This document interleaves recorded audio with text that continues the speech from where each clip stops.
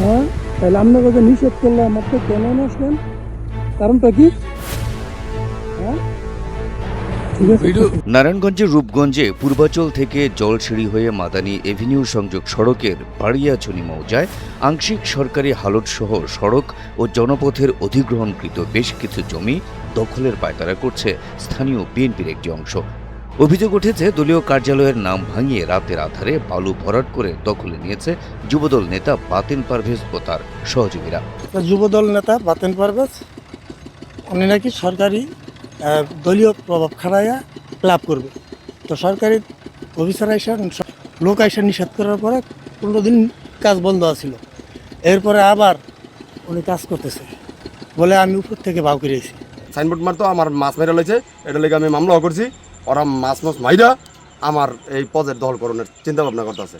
বাড়িয়াচুনি মৌজার RS 46 ও 47 নং দাগের উপর সড়ক ও জনপথের একটি 100 ফুট সড়ক রয়েছে, যা পূর্বাচল থেকে জলসিঁড়ি প্রকল্প হয়ে মাদানী এভিনিউ পর্যন্ত বিস্তৃত। এরই মধ্যে রাতের আধারে বালি ফেলে $1.5 কোটি টাকা মূল্যের জমি দখলে নিয়েছেন বাতেন পারভেজ ও তার সহযোগীরা। এতে হাতছাড়া হয়েছে সরকারের প্রায় কোটি টাকার জমি।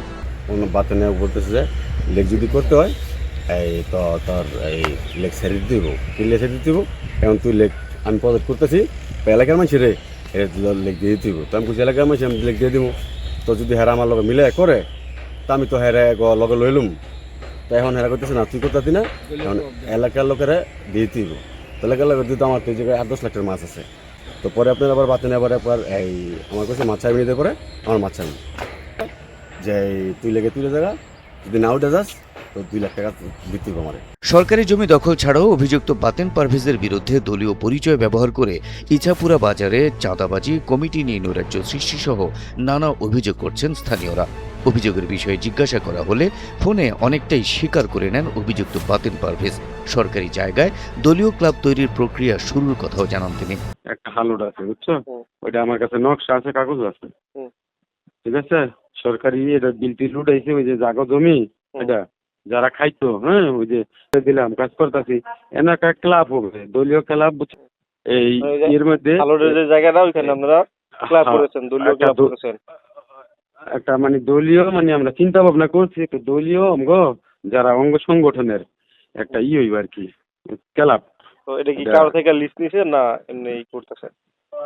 না, এটা ইয়ের লগে ওই যে কথা বলছি, কার সাথে? স্টুডেন্টের সাথে কথা বলছি, পরে এই ইউনুসারের লগে কথা কইছি, ঠিক আছে। মিডিয়া সাংবাদিক কথা বুঝছো, এটা কিন্তু যাইবা না।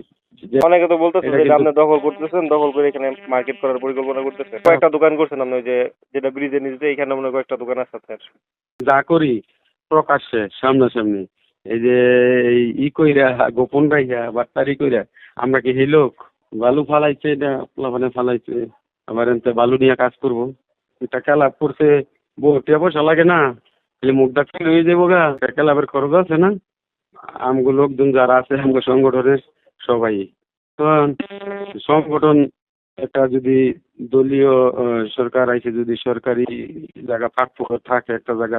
বেপরোয়া যুবদল নেতা বাতেন পারভেজের ব্যাপারে সাংগঠনিকভাবে কোনো ব্যবস্থা নেওয়া হবে কিনা এমন প্রশ্নে প্রমাণ পেলে উপযুক্ত বিচার করা হবে বলে জানালেন রূপগঞ্জ উপজেলা যুবদলের আহ্বায়ক আমিনুল ইসলাম প্রিন্স। আমার লোক আছে যারা আছে, কোন দলীয় লোকের যাতে কোনো ধরনের কোনো অন্যায় কাজ না করে এর বিরুদ্ধে তো নেই, সমস্যা নাই। যদি এই ধরনের কাজ করে তাহলে তার বিরুদ্ধে তো সাংগঠনিক ব্যবস্থা নেওয়া হবে। আমরা যখনই অভিযোগটি পেয়েছি তাৎক্ষণিকভাবে আমরা এখানে সংশ্লিষ্ট যিনি ইউনিয়ন ভূমি সহকারী কর্মকর্তা আছেন উনি পরিদর্শনে গিয়েছেন। আমরা জিনিসটি দেখছি যে আসলে জায়গাটি কি অধিগ্রহণকৃত জায়গা নাকি সরকারি খাস কোনো হালট ছিল। যদি অধিগ্রহণকৃত জায়গা হয়ে থাকে সেক্ষেত্রে সংশ্লিষ্ট যে প্রতিষ্ঠান আছে সেই প্রতিষ্ঠান যদি আমাদের কাছে ম্যাজিস্ট্রেরিয়াল সাহায্য চায় আমরা অবশ্যই সেখানে উচ্ছেদ অভিযান পরিচালনা করব। আর আমাদের সরকারি হালট হলে আমরা আইনগত প্রক্রিয়ায় সেখানে যেন কোনো স্থাপনা হতে না পারে সেই ব্যবস্থা নিব। এদিকে জমিটি অধিগ্রহণের নাকি সরকারি কোনো খাস হালটের জমি তা নিশ্চিত হয়ে প্রয়োজনীয় ব্যবস্থা নেওয়া হবে বলে জানালেন রূপগঞ্জ উপজেলার সহকারী কমিশনার ভূমি ও রাজস্ব সার্কেল ফরিদ আল সোহান। স্থানীয়দের দাবি অবিলম্বে সরকারি জমি উদ্ধার করে সড়ক প্রশস্ত করা হোক, সেই সাথে বিচার নিশ্চিত করা হোক অবৈধ দখলদারদের।